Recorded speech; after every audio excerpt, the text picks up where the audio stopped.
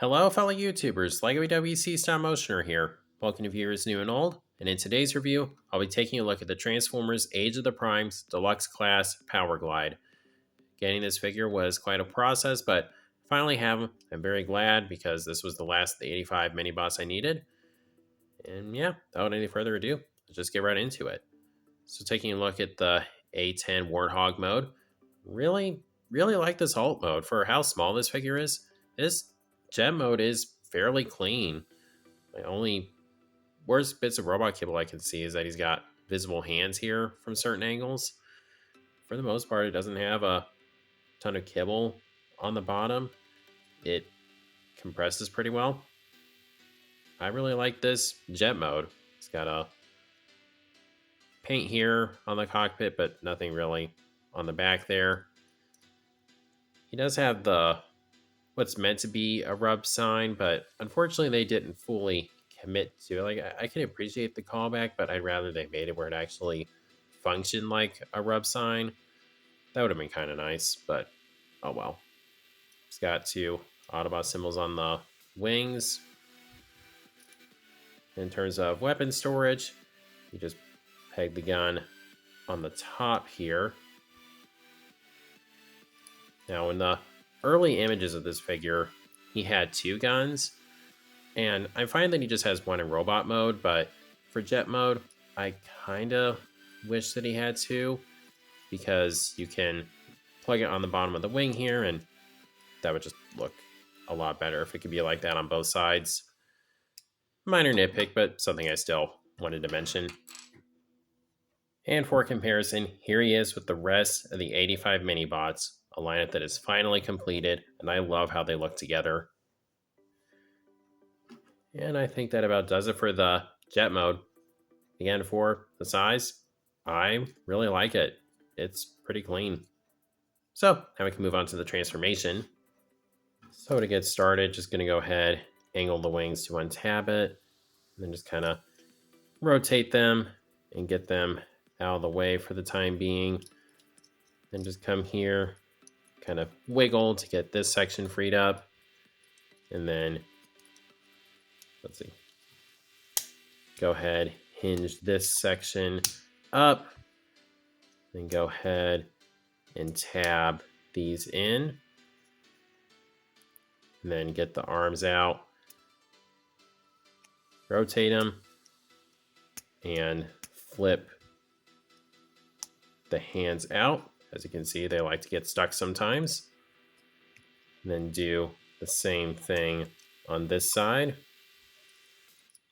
And go ahead, split the legs, rotate, well, let's see, first flip this out and rotate the foot around, then flip that in, fold this up. Now, the instructions do want you to compress it, but I personally like to leave these extended a little bit just to give them some extra height, and I don't think it looks too bad. And go ahead, hinge these down like so. See, there's just a tab right here that's going to go into a little divot. Come on, focus. Into a little divot right in there. Then do the same thing on this side. Then rotate this around. Then collapse this and free up the head. And there we have Powerglide in his robot mode. And taking a look at the robot mode, first off, the head sculpt looks really nice. Definitely captures the likeness of Powerglide. It's got the faceplate, the silver thing on his forehead, nice blue eyes, and some silver for the actual face. Then he's got the Autobot insignia there. And thankfully, he has the feature where you open the chest up and you can see a heart inside. I kind of wish the heart was painted just so it would pop a little more and then we didn't have these screws visible. I don't know. I wonder if upgrade kits are going to come out to fill those in, because that doesn't look the greatest. There's also some nice interior detailing on the chest flap there, which is greatly appreciated. Got some blue and yellow there, red and some kind of shiny gray throughout. It's a pretty clean robot mode. Not really a lot of back kibble. Greatly appreciate that. Then to cover the accessories, he's got the alien mask from Hoist Goes Hollywood, which is neat, but at the same time, kind of like, okay, so can we get these for previous figures we got, and other characters that were in that episode? I wouldn't mind having that.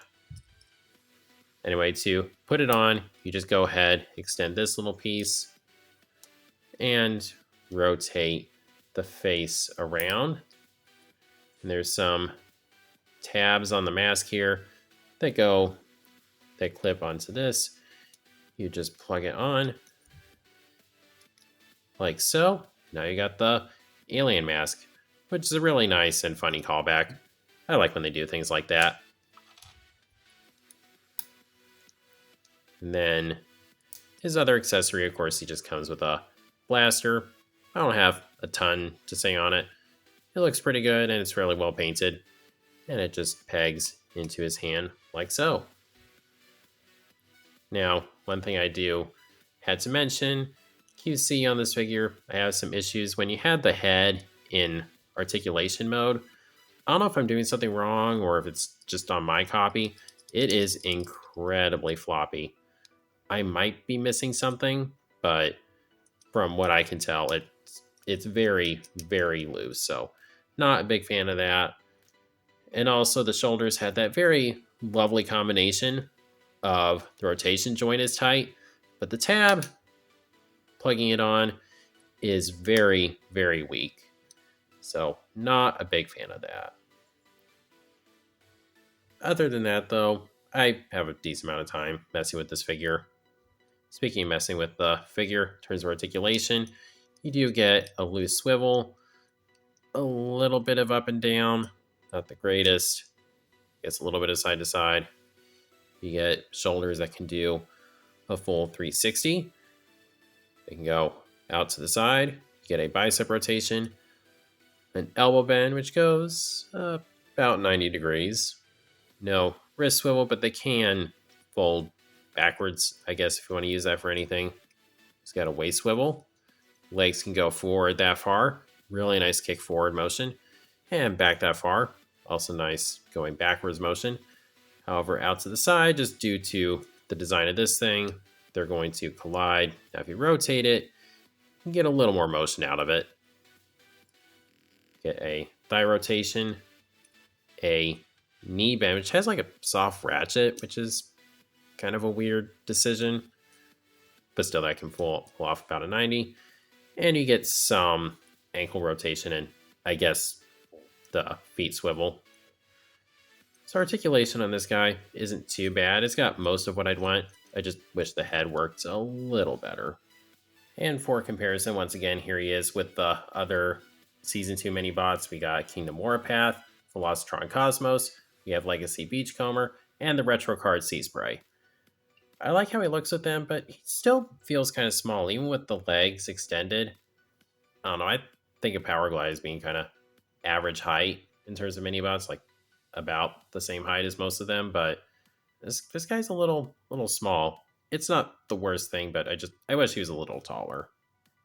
But with all that being said, I think that about does it for this figure. So I'll go and stick him on the display and get my final thoughts. Alright, so there we have Powerglide with my Season 2 Autobots. Just waiting on new Protectobots, and I'll be done with them. So at the end of the day, do I recommend this figure? Yeah, I'd say I do. I really like the jet mode. Aside from the visible hands, it's a very nice and clean alt mode. Transformation is pretty fun. Nothing too noteworthy, but I enjoy it. Robot mode, I do like for the most part, but I do take issue with the shoulders not tabbing in very well. And I wish he was a little taller. He doesn't look too horribly out of place with the other mini bots, but I don't know. I think he should be a little taller. And also, I am just not a fan of the head articulation. As I said, on my copy at least, it's very loose and it's just not engineered very well, in my opinion. Other than that, though, I think they got the basic likeness of Powerglide down. His posability is pretty good, and I love how he comes with the Mask from Hoist Goes Hollywood. Again, we just need these for, what was it, Warpath and Hoist, Tracks, and Sunstreaker. So maybe we'll get those as upgrade kits at some point. But anyway, I'm getting sidetracked. I do recommend this figure. I'm pretty iffy about the $30 price tag, obviously, for a figure so small. But if you are able to find this guy and if you're able to get him on sale, I think you'll have fun with him. And if you are wanting to pick him up, I've mostly seen him at GameStop at Walmart. I think he's been popping up at Targets. I've never seen him there, but I think he's at most retailers. Just in my experience, I've seen him at GameStop and Walmart. So if you are wanting to get him, that's what I recommend. But as always, those are my thoughts on the figure. Please be sure to let me know what you think of him down in the comments. And if you like this video, please be sure to like, share, subscribe, and God bless.